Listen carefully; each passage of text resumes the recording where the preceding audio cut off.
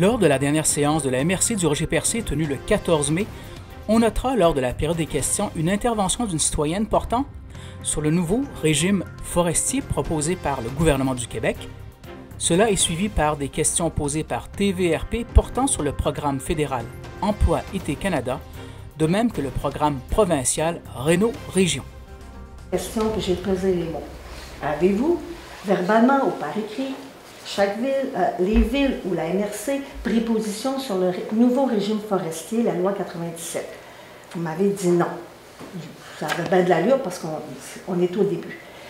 Ce dossier-là est crucial. Tous les jours, il y a des articles dans les journaux et là, il s'installe une méfiance parce que les gens, beaucoup d'organismes décrient d'abord le processus que le gouvernement a pris, ça soulève beaucoup de méfiance et ce que j'aimerais, on profite de cette nouvelle loi-là pour pratiquer à faire quelque chose ensemble, c'est-à-dire comprendre le nouveau projet de loi, le comprendre ensemble. Donc, Monsieur le Préfet, je demande, est-ce que la MRC pourrait organiser une séance publique où des gens neutres, je dis bien neutres, viendraient expliquer qu'est-ce qu'il en est dans cette proposition-là de nouveau régime forestier. Et là, le monde, les citoyens, les élus, on écouterait pour comprendre les enjeux. Parce que, je dois vous dire que quotidiennement, je lis des choses plus défavorables que favorables. Mais la vie m'a appris que d'abord, il faut essayer de comprendre c'est quoi les enjeux. Et si on le fait ensemble, on comprend, on discute, c'est crucial pour notre avenir. C'est crucial pour l'avenir du Québec, c'est crucial pour notre MRC. C'est pas bon que les fonctionnaires du gouvernement viennent et expliquent aux gens c'est quoi le régime forestier. Par rapport que les questions, je veux dire, vont être posées par les citoyens, les autres vont être en mesure de répondre beaucoup plus que la MRC. Absolument. Absolument. On fait des vérifications, on va voir ce qu'on peut faire. C'est les principaux. Puis, comme aussi, on peut inviter des gens. Quand je parlais de neutre, des fois, on a des gens, des ingénieurs, des scientifiques, des professeurs à l'Université du Québec à Rimouski. Il y a des gens qui ont une distance, qui n'ont pas d'enjeu politique, qui sont là, qui expliquent. Je lisais un article d'ailleurs signé par un ingénieur, un professeur, puis lui, il parlait des triades, le bon côté, puis après ça. Mais ce qui est triste là-dedans, c'est qu'on retombe dans un climat de méfiance où c'est encore les forestières, puis les citoyens qui se tiraillent, puis entre les deux, les élus. Donc, je trouve qu'il y aurait une belle occasion de pratiquer quelque chose au plan pédagogique, concrètement. Voilà. Je vais revenir sur Emploi-Été Canada. Oui.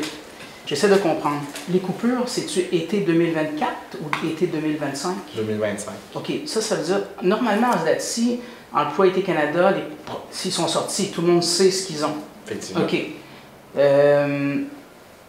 Comment vous savez qu'il y a eu des coupures? C'est-à-dire, qui se plaint de quoi? C'est-à-dire que, est-ce que c'est le programme, est-ce que c'est Ottawa qui a réduit les sommes ou ce sont les organismes qui se sont trouvés moins d'emplois que prévu? C'est quoi je fais? C'est un peu les deux, je crois. Les organismes de notre territoire se sont retrouvés avec aucun emploi, aucune somme qui ont été accordées cette année, qui avaient eu des sommes les années passées.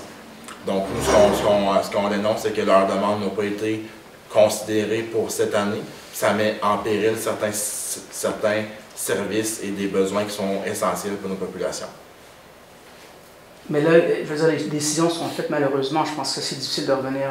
Ce qu'on va essayer, nous, c'est qu'on va essayer de faire changer cette décision-là, voir avec notre député actuel s'il n'y a pas une façon qu'on pourrait faire une demande supplémentaire, s'il y a des organismes qui peuvent être accompagnés, parce que ça peut être quand même majeur et crucial pour ces organismes-là. OK.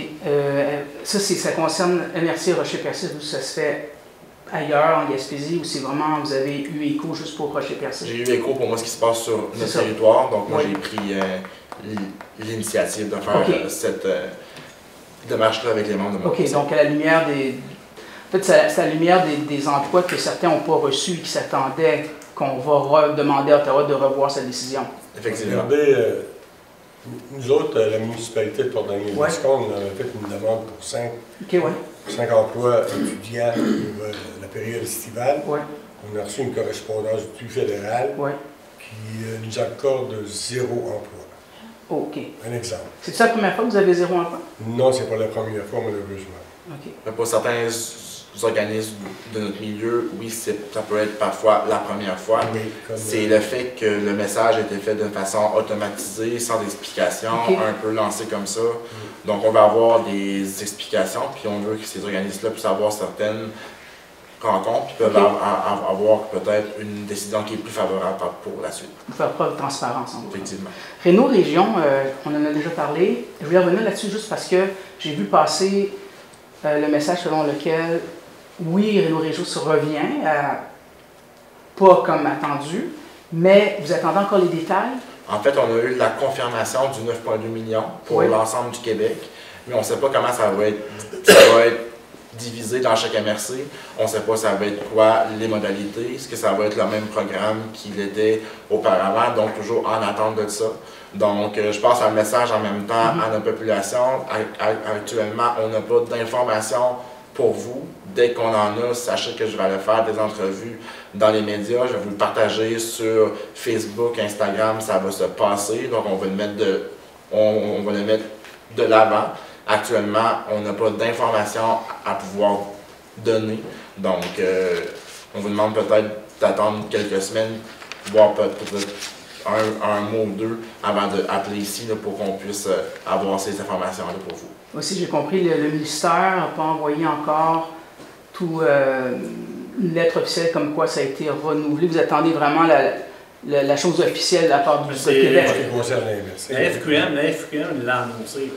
C'est 9,2 millions, c'était 19 millions. Il l'a annoncé, c'est pratiquement 50%. Sauf que nous, l'an passé, on avait un montant à peu près, 2 points je laisse peut-être Mme aussi faire un petit complémentaire si ça ne vous dérange pas. Là. Oui.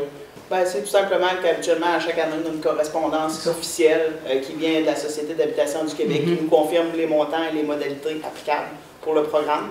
Là, dans ce cas-ci, on avait eu la nouvelle comme quoi qu'il n'y avait pas de renouvellement du programme. Finalement, la décision a été changée. On a tout eu la même information avec le 9,2 millions.